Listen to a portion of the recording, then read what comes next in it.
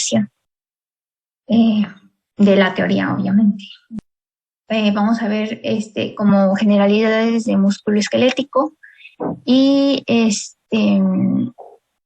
y un poco de la contracción del músculo. Y mañana, a la hora de clase normal, vamos a ver el capítulo 7 del Gaitan, para que si pueden lo lean hoy, o lo revisen aunque sea, para que mañana no los agarren en blanco. ¿Sale? Voy a empezar. Bueno, vamos a hablar un poco de la anatomía fisiológica, ¿no?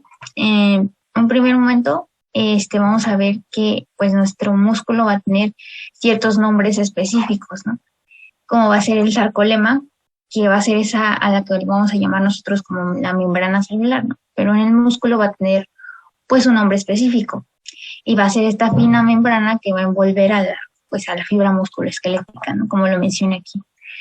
Y va a tener esta capa va a tener una capa de fibrillas de colágeno, ¿no? que lo va a recubrir a todo el músculo y al sarcolema. Y en su extremo vamos a ver que se va a fusionar con una fibra tendinosa, ¿no? Y es así como nos va a formar los tendones en los extremos del músculo. Y sobre todo va a estar compuesto de miofibrillas, que van a ser de dos tipos principales: las de miosina, que están compuestas de filamentos gruesos, y las de actina, que van a estar compuestas de filamentos delgados. Aproximadamente tenemos 1500 moléculas de miosina y 3000 de actina. Entonces, para que lo recuerden, miosina, filamentos gruesos y actina delgados. Okay, y eso es muy importante. Y aquí tenemos una imagen de las cabezas de miosina, cómo es su disposición, y la actina, ¿no? Que va a estar en formas específicas, ¿no? Vamos a verlo más adelante.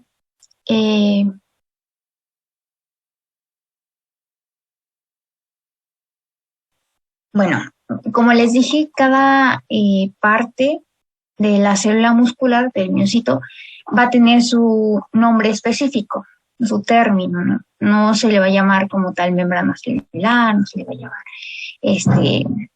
citoplasma, ¿no? Por ejemplo, ¿no? Pues la fibra muscular va a ser el equivalente a la célula muscular, no le vamos a llamar así, sino le vamos a llamar fibra.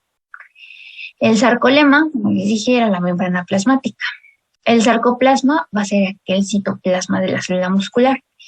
El retículo sarcoplásmico va a ser el retículo endoplásmico liso. ¿Alguien recuerda de qué se encarga cuál es la función principal del retículo endoplásmico liso en una célula? ¿Síntesis de lípidos? Sí, exacto. Es para la síntesis de lípidos. Y vamos a tener el sarcosoma, que van a hacerla estas mitocondrias que va a contener la célula muscular. Y finalmente también al músculo, a la célula muscular esquelética se le llama rhabdomiocito. Y pues a la célula muscular esquelética, a la célula muscular cardíaca también tiene su nombre específico, pero pues ya lo veremos cuando veamos cardio. Y aquí, bueno, aquí está una animación de cómo es que se conforma, ¿no? El músculo, las fibras, las miofibrillas, la membrana, el retículo sarcoplásmico, y va a ser muy importante el retículo sarcoplásmico para la contracción y para la excitabilidad del músculo. Y otras estructuras que van a ser los túbulos T, pero eso los vamos a ver mañana. Bueno, la unidad funcional y estructural del músculo va a ser la sarcómera, ¿no? Esta va a ser esa porción de la miofibrilla entre dos líneas Z. Aquí va a estar una y aquí va a estar otra. Y se va a encontrar formada por diversos elementos que vamos a contener aquí. Su longitud aproximada va a ser de 2 micras, pero generalmente es de 2.2 micras. Aunque su longitud va a cambiar de acuerdo al estado en que se encuentre. Porque si hay contracción, pues va a variar, ¿no? Así hay relajación. Va a estar en diferentes estados. Este es en estado de relajación. Bueno, la banda I, como se supone que ya debieron ver en histología, va a estar compuesta solamente por filamentos delgados, ¿no? Y es esta que tenemos aquí, la banda I. La banda H, que es esta que tenemos como en azul, morado, va a estar compuesta solamente por filamentos gruesos. Y se va a encargar también de dividir a la banda A, que va a ser esta. La banda A, que va a ser esta que nos marca aquí, de aquí a acá, va a estar compuesta tanto por filamentos gruesos como por filamentos delgados. Por eso vemos que hay tanto una línea roja, una azul, una roja, una azul, porque va a estar compuesta de ambos filamentos. Y la línea M, que es esta que tenemos aquí, va a ser el sitio de anclaje de estos filamentos gruesos. ¿De qué estaban hechos los filamentos gruesos? ¿De qué proteína? Miosina. Exacto. Entonces, la línea M solo va a estar compuesta de miosina. Y la línea o disco Z, también llamado, va a ser el sitio de anclaje de los filamentos delgados. Esto pues se lo tienen que aprender porque, bueno, muchas veces a los doctores les gusta preguntarlo en el examen y también en el DEPA. Entonces, les recomiendo que lo estudien.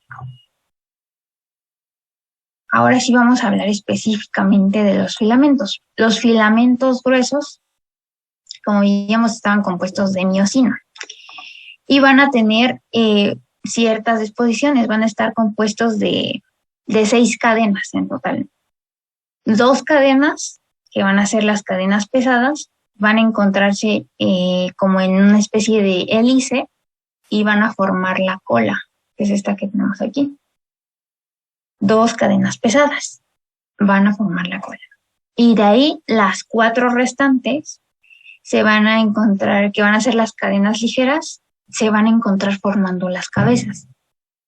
Y por cada cabeza vamos a tener 2 cadenas ligeras que van a formar la cabeza. También vamos a tener otra estructura que va a ser el brazo, que nos va a permitir como este movimiento para que la cabeza de miosina pueda realizar el desplazamiento y se lleve a cabo la contracción, ¿no? Entonces, el brazo va a ser como una puerta, ¿cómo se llama? Las manijas de la puerta que se hacen así. Va a ser como así, esa estructura. Que va a permitir exacto, como una bisagra, exacto. Que va a permitir ese movimiento, ¿no? de músculo. Y el filamento, como tal, va a estar conformado por 200 o por más moléculas individuales de miosina, ¿ok? Entonces, acuérdense porque esos datos yo se los puedo preguntar en la práctica. Y tanto los brazos más las cabezas van a ser llamados los puentes cruzados. Ese es un nombre muy importante porque es un nombre que se le puede aplicar a la contracción muscular. Le pueden decir hasta teoría de los puentes cruzados. Más adelante vamos a ver los sinónimos que tiene, ¿no? Pero es importante que sepan que los brazos más las cabezas van a ser aquellos puentes cruzados. Y que la longitud de la miosina o del filamento grueso va a ser de 1.6 micras. Y que aquí tenemos, por ejemplo, un montón de miosina, ¿no? De cabezas de miosina, aquí están sus cuerpos, sus colas, ¿no? Que van a estar como en el centro. Y si se dan cuenta aquí, justamente en el centro, no hay cabezas de miosina. ¿Esto por qué? Porque todas van a estar como en esta disposición, ¿no? Unas viendo para acá y otras viendo para allá. No hay unas que estén así hacia el frente, ¿no? Y ese espacio que van a dejar vacío, digamos, van a ser de 0.2 micras. Las cabezas van a ser muy importantes. ¿Por qué? Porque van a tener 2 sitios principales. El primero va a ser uno que va a contener la adenosina trifosfatasa. Esta adenosina trifosfatasa es una enzima que va a permitir la hidrólisis del ATP, ¿no? Que es lo que les mencionaba desde las primeras clases, ¿no?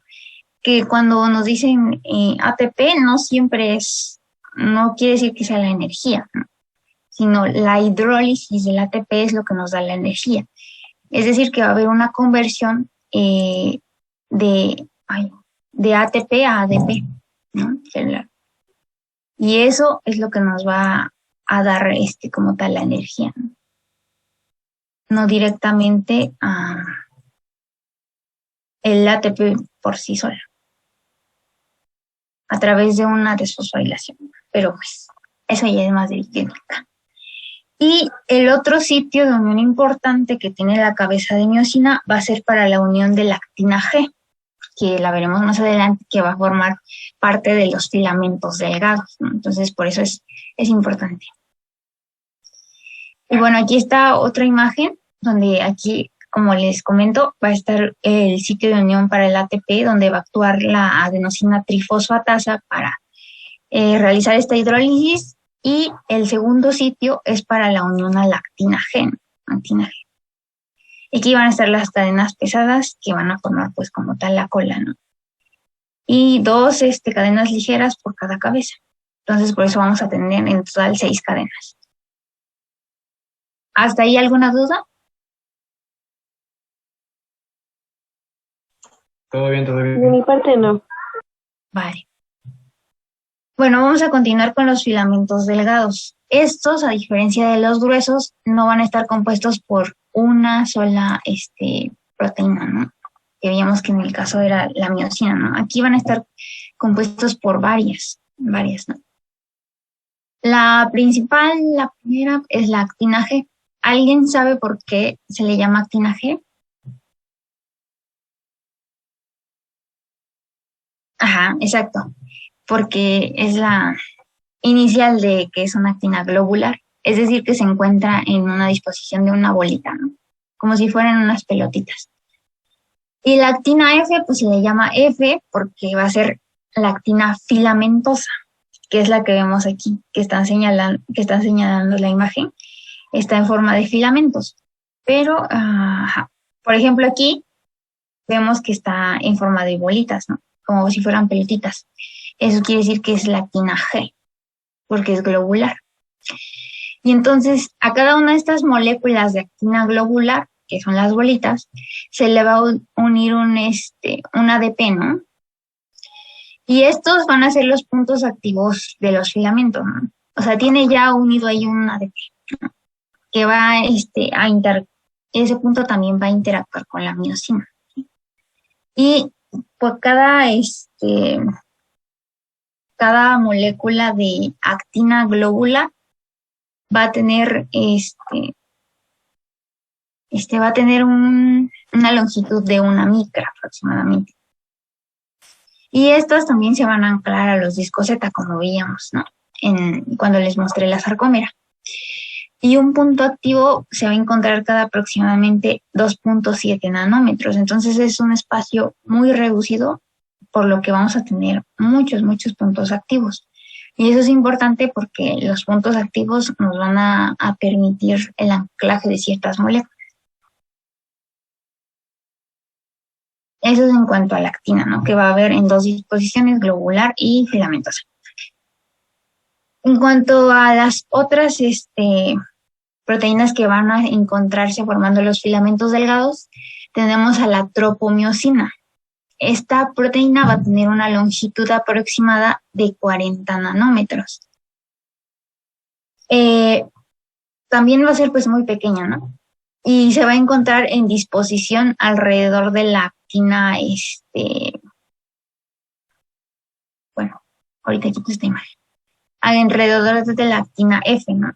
Como vemos aquí está la tropomiosina, pero apenas si se alcanza a ver, como en color beige.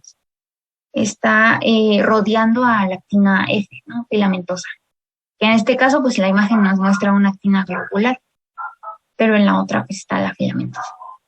Y que en estado de reposo esta tropomiosina va a ser muy importante porque va a cubrir los sitios activos de la actina G, lo cual va a inhibir prácticamente la contracción. Solamente en caso de que la troponina C fije el calcio, se van a descubrir estos sitios que la tropomiosina está tapando, ¿no?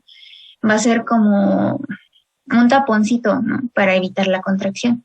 Y una vez que el calcio se vaya a fijar a la troponina C, se va a liberar este taponcito y se va a poder unir la actina globular con la miosina, ¿no? Y así llevar a cabo la contracción muscular. La otra proteína que va a formar parte de los filamentos delgados es la troponina. Esta va a ser una proteína globular que va a tener tres subunidades. Estas son muy importantes, también son muy preguntables. La primera va a ser la troponina T, la cual va a determinar la posición de la tropomiosina, ¿no? Cómo se va a disponer esta alrededor del filamento delgado. La troponina I, que va a inhibir la interacción entre la actina y la miosina. Y la troponina C, que se va a encargar de fijar al calcio. Y si yo les pregunto, por ejemplo, el día de la práctica, ¿cuántos calcios va a fijar la troponina C? Ustedes me tienen que responder que 4, ¿ok?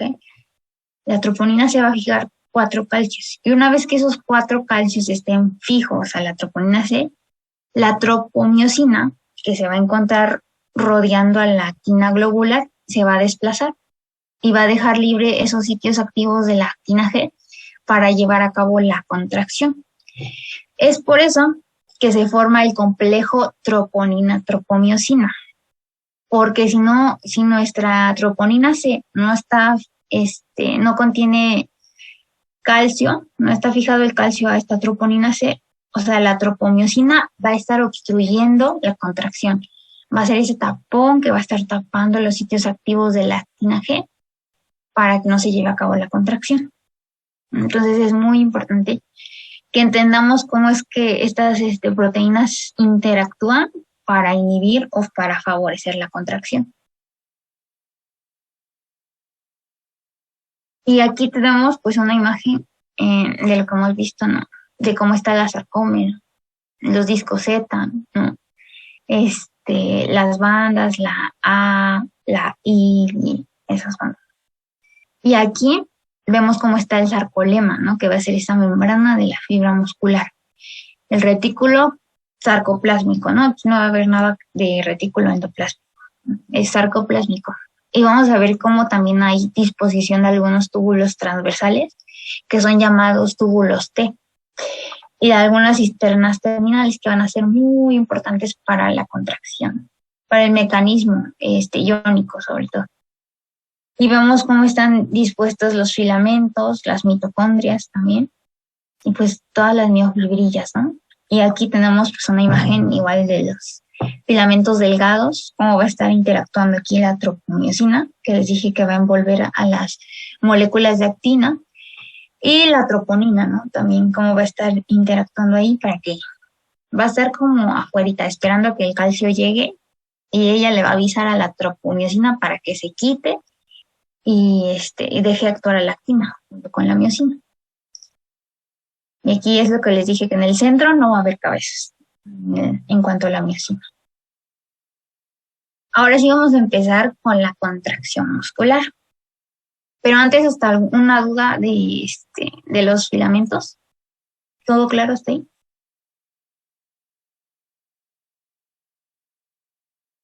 Todo claro. Dale. Ahorita me mandan, como ahorita no tengo la lista a la mano, me mandan por el chat su nombre, por favor, para que les ponga asistencia. Por favor. Y bueno, vamos a empezar con la contracción muscular. Para que esta se lleve a cabo, nosotros vamos a requerir de 2 cosas. El primero va a ser que aumente la concentración de calcio intracelular. ¿Alguien recuerda cuál es la concentración de calcio intracelular?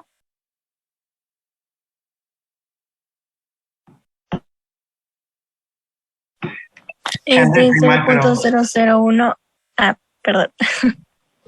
Ajá, dilo. Pues es de 0.001 mil equivalentes sobre litro. No, por litro, ¿no? Sí, por litro. Uh-huh. Y necesitamos que esa concentración aumente, ¿no?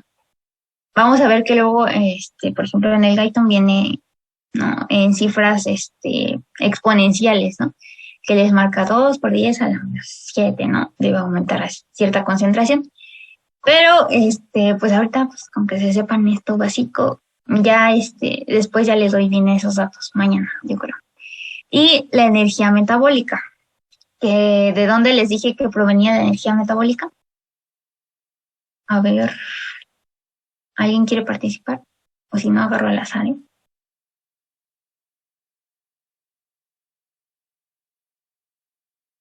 Exacto, muy bien, Ernesto. Y pues esta contracción muscular, les dije que tenía ciertos sinónimos, ¿no? Y que va a ser llamada de muchas formas. En el Guyton muy probablemente la van a encontrar como esta teoría del deslizamiento de los filamentos, ¿no? Pero también se le llama el ciclo de los puentes cruzados o la teoría de la cremallera, ¿no? La cremallera pues es un cierre, ¿no?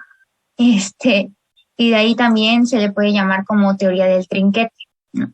Entonces es muy importante porque a lo mejor en el DEPA les pueden poner alguna pregunta y en lugar de contracción muscular les pueden poner teoría del trinquete, ¿no? Y ustedes ya van a saber que es un sinónimo de la contracción muscular. Y vamos a empezar. Tienen que poner mucha atención a este momento, sobre todo en la clase, porque muchas veces se les dificulta entender la contracción. Entonces es muy importante, porque si no entienden esto, no van a entender lo de mañana y no van a entender la práctica y tampoco van a poder contestar adecuadamente su reporte de práctica. Entonces les va a ir muy mal si no ponen atención. Entonces yo les recomiendo que pongan atención. Bueno, vamos a comenzar con este mecanismo de la contracción muscular. Primero, va a darse a través de un potencial de acción. ¿Qué veíamos que era un potencial de acción la clase pasada? ¿Alguien me puede recordar?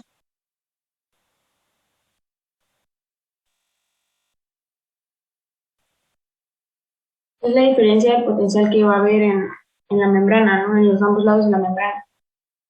No. Es un cambio repentino en la membrana que cambia los iones de esta. No.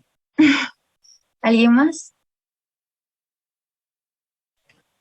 No, que era de dos gradientes, que era gradiente de concentración, que era como versus gradiente eléctrico. Eléctrico, ajá. Sí, dependía de eso, pero su significado. Ajá, sí, es un impulso, pero bueno. Sería como la carga a que la difusión se detiene, ¿no? No, ese era potencial de difusión. Esos son el mecanismo de potencial. Ajá, sí, dime algo. Pues yo digo que podría ser como el cambio repentino que se propaga en la membrana cuando está en reposo, como el estímulo que se produce y ese causa el potencial de acción, creo. Algo así lo entendí yo. Uh-huh. Sí, más o menos. Mañana lo checamos bien porque ahorita tengo un poquito de prisa, pero bueno, ese potencial de acción va a viajar a lo largo de toda la fibra motora, ¿no? Hasta llegar a las fibras, a su unión con fibras musculares. El paso número 2 es que la fibra nerviosa que va a conducir va a secretar un neurotransmisor, que un neurotransmisor se lo deben de aprender como esa molécula que va a llevar información de un lado a otro. Va a ser como una molécula chismosita que va a decir, oye, de aquí llevo información para allá, ¿sale? Así se lo deben de aprender ahorita, que es un neurotransmisor. Ya más adelante les hablaré como de un concepto bien definido. Pero para que lo entiendan y les quede claro, pues va a ser como esta molécula, ¿no? Entonces, ese neurotransmisor que nosotros vamos a necesitar para músculo esquelético va a ser acetilcolina, ¿no? Y se abrevia así, como ACH.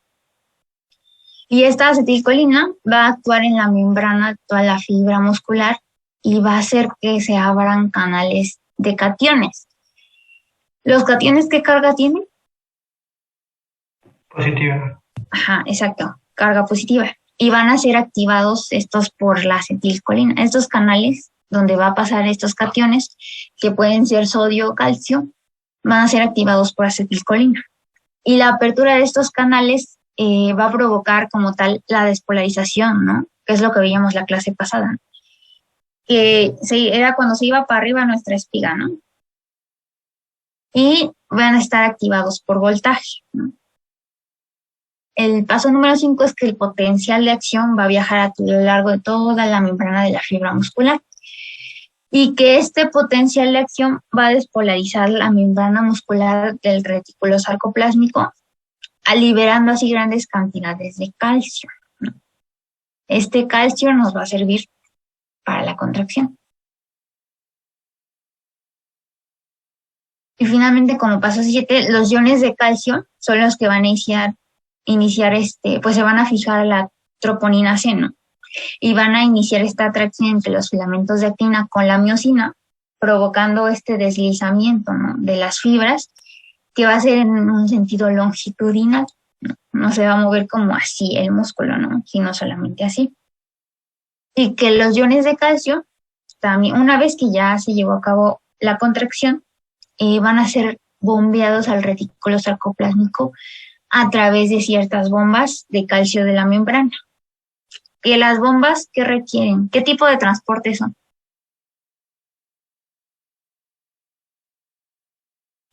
Activo.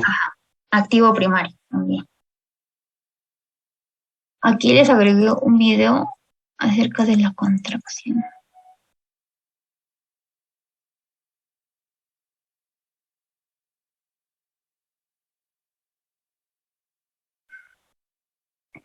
Bueno, no cargamos. Si no, ahorita se los mando. Ya. Bueno, ahí se va a dar, si vieron, es la contracción del músculo, ¿no? Y vamos a ver que este es el ciclo de los puentes cruzados, así le llaman también, ¿no? Y aquí tenemos a las fibras musculares, ¿no? La sarcómera, que va a ser esa unidad funcional y estructural, ¿no? Y aquí vemos cómo está compuesta, ¿no? Lo de las bandas A, la banda I, la línea Z, la línea M, etcétera. Y vamos a ver cómo hay esa difusión. Bueno, aquí están los filamentos, ¿no? Los miofilamentos y cómo estos se van acercando, delgados y gruesos. Y ya viéndolo más de cerca, tenemos cómo está aquí la cabeza de miosina, la actina globular, la tropomiosina y la troponina, ¿no? Que son estas bolitas. Y cómo vemos que el calcio va llegando, ¿no? Va a ser como estas bolitas rosas, el calcio. Y cómo una vez que se fijan los 4 calcios, van a hacer que se active, ¿no? Y la tropomiosina se mueva. Entonces ya tenemos libre el punto de la actina G. Y entonces la actina va a entrar en contacto con la miosina, ¿no? La cabeza de la miosina. Y va a hacer que a través del brazo, que es decir, se va a hacer un movimiento de acá para acá. Esto se da por la hidrólisis del ATP, ¿no? Que nos va a dar ADP y fosfato inorgánico. Y una vez que la contracción acaba, igualmente vamos a necesitar energía para que esta cabeza vuelva a su lugar normal. Y va a ser pues en sí el ciclo de los puentes cruzados, ¿no? Vean detenidamente el video, ¿no? Cómo es que la cabeza de la miosina se une a la actina, ¿no? Aquí. Ya se liberó el ADP. Cómo esta se unió. Y una vez que se une, va a haber cierto desplazamiento. ¿Ya ven? Aquí. Eso es como nos genera la contracción. Y una vez que ya acaba, también volvemos a necesitar energía para que la cabeza de miosina se desplace a su lugar normal, a su estado basal. Por eso se llama reactivación de la cabeza de miosina, porque no la podemos dejar así.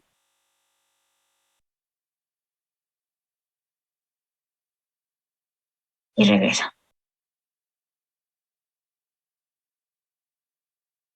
Y así se va a dar, o sea, eso fue solamente en una cabeza de miosina. Pero si se dan cuenta, sí se da a lo largo de toda la fibra muscular y a lo largo de todo el músculo, ¿no? Porque en el músculo vamos a tener miles de fibras musculares.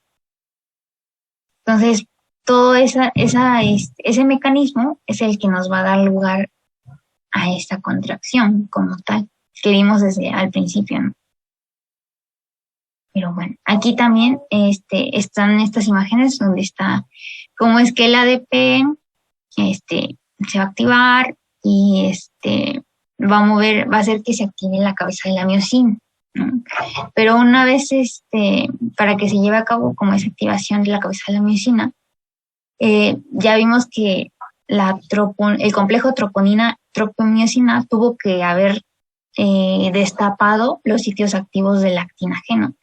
Tuvo que haber quitado ese como bloqueo que había para que no pudieran pasar la actina con la miocina. Aquí va a estar los sitios de unión a los que va a llegar el calcio. Y como esto nos va a dar esta fuerza, ¿no?, longitudinal, esta energía. Aquí vemos cómo está, se forma el ADP y nos va a dar, nos va a liberar ADP y fosfato inorgánico, ¿no?, porque va a ser una hidrólisis. Y vamos a ver cómo esta cabeza de miocina va a regresar a su sitio normal. ¿Alguien tiene alguna duda de la contracción? Y si no la quiere decir ahorita, la mencionamos mañana también.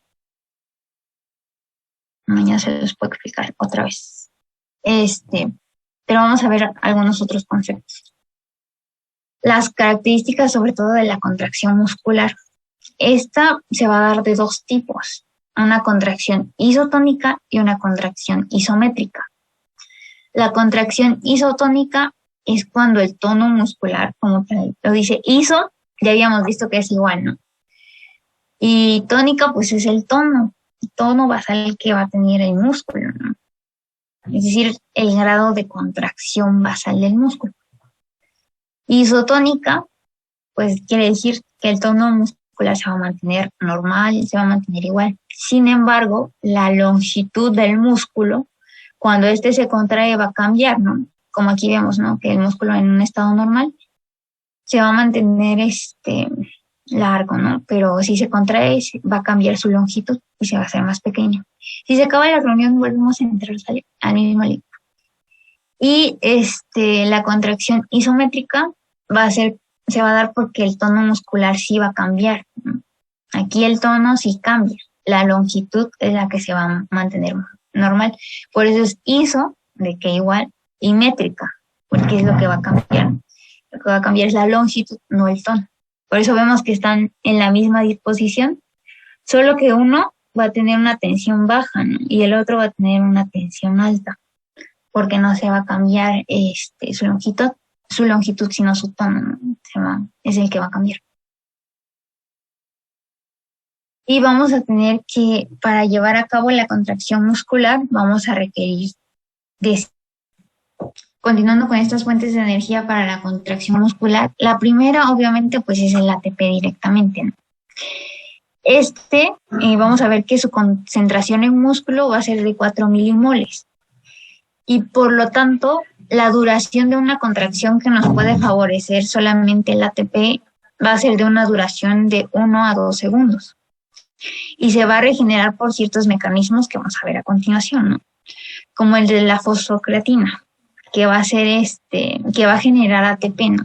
Pero estos mecanismos se van a ir como sumando para que la duración de la contracción muscular sea más larga, ¿no?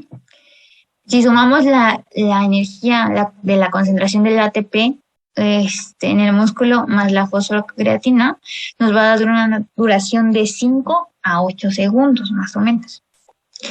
Y la glucólisis también va a ser ese mecanismo dependiendo de qué tanta contracción muscular queremos, ¿no? Esta se va a dar a partir del glucógeno del músculo y va a ser regenerada por la anterior, ¿no?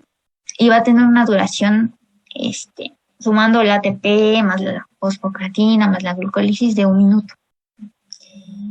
Y la final, que es la que nos da la duración mayor, que puede ser la de horas, porque en realidad pues una contracción muscular es en milisegundos, ¿no? Entonces, pues no necesitamos como tanto. A veces con el ATP es suficiente. Sin embargo, cuando necesitamos, por ejemplo, los atletas de alto rendimiento van a requerir pues contracciones a veces musculares más prolongadas, ¿no? Que inclusive pues llevan a la fatiga muscular, pero para que esto no suceda, se lleva a cabo el metabolismo oxidativo, donde se van a oxidar los hidratos de carbono, las grasas y las proteínas. Las primeras en oxidarse y llevarse a cabo en su metabolismo van a ser los hidratos de carbono, que van a darse sobre todo en las primeras 2 a 4 horas. De ahí posteriormente, si nuestra contracción durara más de 4 horas, van a actuar el metabolismo oxidativo de las grasas y de las proteínas, ¿no? Principalmente, que esas nos darían pues mayor cantidad de energía, pero pues estos datos de la duración y el mecanismo que genera la energía sí igual son muy importantes, y los preguntan mucho, entonces para que se lo sepan. De ahí vamos a ver cómo va a haber 2 tipos de fibras musculares, las rápidas y las lentas. Aquí les puse todas las diferencias de por qué son lentas o por qué son rápidas, por qué se le llaman como músculo blanco o por qué como músculo rojo. Pero en sí esta, que es la mayor diferencia, va a ser porque hay mayor cantidad de una proteína específica que es la mioglobina, ¿no? Que le va a dar esa característica de color como rojizo al músculo, ¿no? Y entonces pues esa va a ser como la principal, la más rápida diferencia. Yo ahorita les voy a mandar más tarde las diapositivas para que ustedes lo lean con calma, ¿no? Igual viene en el guión, pero para que lo lean. Y pues aquí está, ¿no? En sí, así visualmente, pues vemos que, por ejemplo, las fibras lentas van a contener, pues, gran cantidad de mioglobina, ¿no? Por eso se ven como más rojas en comparación con las fibras rápidas, que se ven más de color blanco, ¿no? Porque van a tener una menor concentración de mioglobina. Y de ahí tenemos este concepto que es muy, muy importante, que es la unidad motora. Que se va a referir a todas las fibras musculares inervadas por una única fibra nerviosa. Estas fibras musculares que van a estar inervadas, pues estos nervios van a provenir de un sector específico. ¿Alguien sabe o recuerda cuál es la disposición, o sea, sensitiva y motora de la médula espinal? ¿Qué astas son las sensitivas y qué astas son las motoras? La de atrás son las sensitivas y la de adelante son las motoras. Exacto. Entonces, ¿ustedes de dónde creen que provenga ese nervio que nos va a dar que va a formar esta unidad motora? De las motoras. Ajá. ¿Quién habló? Yo, David, del asta frontal, ¿no? Ajá, anterior, sí. Que es motora, ¿no? Entonces va a venir a partir de este axón, ¿no? Que va a provenir, que va a estar haciendo aquí sinapsis, si se dan cuenta en el asta anterior. Y se va a dirigir así, a través de la fibra, el axón, ¿no? Y va a llegar hasta las fibras musculares, ¿no? Y esas se van a fusionar y son la unidad motora va a ser la fibra muscular inervada y la fibra nerviosa, ¿no? Eso va a ser la unidad motora. Este es un concepto muy, muy importante porque gracias a él vamos a entender cómo es que los mecanismos iónicos van a intervenir para que se lleve a cabo la despolarización y todo eso. Y es lo que les dije, ¿no? El axón, que va a ser motor, va a llegar hasta las fibras musculares y se va a adaptar como ellas, ¿no? Van a hacer su unión. Y esta unión, pues, es la unidad motora.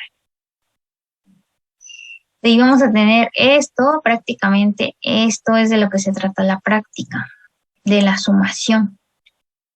Que la sumación va a ser un concepto igual muy importante en un músculo, que va a ser la adición de espasmos individuales para aumentar la intensidad de la contracción. Va a haber de 2 tipos, una sumación de fibras múltiples y una sumación de frecuencias. La sumación de fibras múltiples se va a dar cuando se van a activar varias unidades motoras, ¿no? O sea, varias de ellas, ¿no? Una unidad motora por aquí, otra por acá y otra por acá. Van a activar varias al mismo tiempo, ¿no? Y la sumación de frecuencias quiere decir que si solo se activa una sola unidad motora, pero esta se va a contraer muy rápido. Y estas contracciones rápidas van a hacer que la fuerza que genera estas contracciones rápidas sea prácticamente equivalente a si se activaran varias unidades motoras. Y si esta frecuencia es muy, muy alta de contracción, nos va a llevar a la tetanización, ¿no? Que es el grado de contracción como máxima de un músculo, ¿no? Porque ahorita les voy a mostrar, ¿no? Pero sumación de frecuencias es solamente una unidad motora que se contrae rápido. Sumación de fibras múltiples va a ser cuando se activan las unidades motoras, pero varias, ¿no? No solo va a ser una, sino varias. Aquí está esta imagen. Ajá. De que veíamos en el potencial de acción que va a haber una como despolarización, repolarización, ¿no? Despolarización, repolarización. Y si se dan cuenta, en la tetanización, que es el grado como de contracción máxima, se va a perder esa espiga, ¿no? No va a haber como tal, sino que ya no va a haber ni tiempo de que se despolarice, repolarice y vuelva a su estado basal el músculo, ¿no? Sino simplemente se va a quedar como contraído totalmente, ¿no? Y eso es lo que llamamos tetanización. Cuando hay una mayor cantidad de frecuencia de estimulación del músculo.